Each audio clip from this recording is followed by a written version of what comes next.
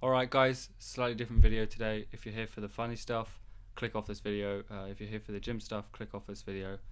If you're here for mental health, if you're here because you've lost someone in the family recently, or if you're just here for me, then keep watching. First of all, the purpose of this video is not to use my experience for attention. It is to shed light on the importance of talking about situations. Part 1. Problems. First, I need to take you back to May 4th, my dad's birthday. Usually a happy occasion, people come over. We have large, loud, and late parties most years. This birthday was different. First of all, lockdown was at its peak. Everything was shut down. What did this mean for us? At the time, my grandma, who had stage 4 cancer for a few months, was on her deathbed 4 years ago. We were told that she has 2 years left. We got double the time that was expected. A blessing and a curse.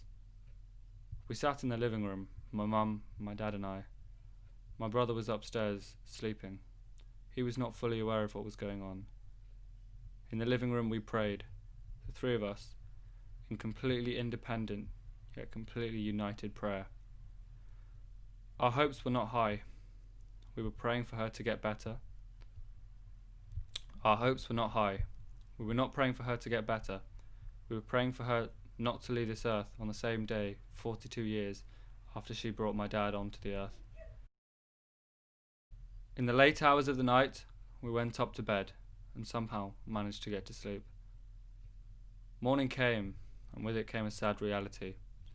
I walked into my parents' room, already knowing what was about to be said, without even having heard it. She's gone. A tragic silence plagued the room as I went to hug my mum and dad. The look on my mum's face I will never forget. It was the face of the deepest sadness, shock, and loss. We spoke very little. Nothing needed to be said. I went back to my room and went back to bed, hoping to hide from the reality, hoping it was a dream. It wasn't. Later that afternoon, we prepared for the funeral, as it is tradition with Indian families for the funeral to happen within 24 hours of the passing. We all wore our head coverings, severely dreading the inevitable. I watched my grandma's body come home from the hospital on a Zoom call. The ambulance reversed into the drive and her body was unloaded. Before she passed, she requested to be in her wedding outfit as she was cremated. I also remember my mum telling me that she still wanted to wear sunglasses on the way to the hospital, despite knowing it would be her last visit. She was carried into the living room and the cloth around her head was removed. Then came a shock like nothing I've ever experienced. Both my parents burst out in grievance. My heart dropped. I left the room.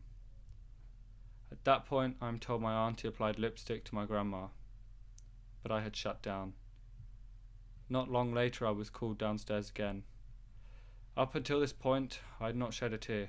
However, the funeral was taking place. She was wrapped in swaddling cloths, placed in the middle of a large stack of logs.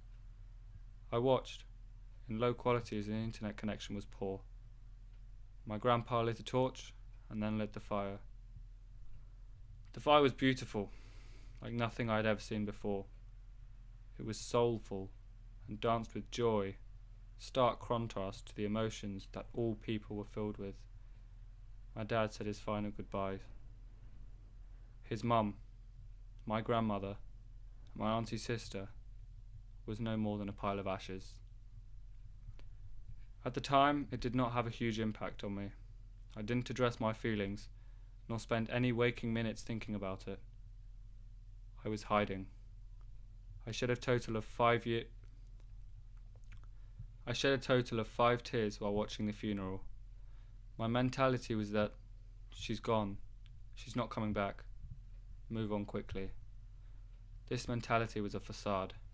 Underneath I was questioning everything, and I went to a place mentally with thoughts that I do not want to address in this video. At this time, I felt at my loneliest. I told almost no one, let alone open up about my thoughts. I told almost no one, let alone open up about my thoughts on it. It was also at this time that certain friendships began to break down, as my communications became impatient and frustrated. Looking back, I feel thankful that these certain people were removed from my life, as true friendship is stronger than me in a pissed off state. What worked for me? Most people will use the phrase coping with, but to me, using the word coping means to struggle.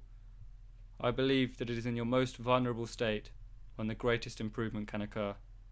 For me, my repair mechanism was walking my dog. I found that slapping on Drake while walking through fields and country roads would lift me up, so I made this a regular thing. Every day in the mid-afternoon, I would go out for a walk, rain or shine. It became easier as it integrated into my routine. So what can you do? To put it bluntly, nothing. Anxiety stems from thinking about the future, and we cannot control the future. After such events is the breaking point, where you can either become sad and low in mood, or understand the circumstances, address your feelings, and exert that negative energy into different activities. Don't move on straight away. Consider your feelings first. Try to spend less time distracted by your Instagram feed, and once you feel ready, and the amount of time for this to happen really does vary between people, return to a physical activity or mental activity you were doing before, or take up a new one. Remember, when you're vulnerable, you're most susceptible to change. Make something big of it. Part 3. Going forward. Posting a snap on your Snapchat story saying, "Guys cry, guys feel like shit sometimes," etc. is not the way to help someone in need. There is nothing personal about reposting someone else's story on your public story with 1,000 other viewers.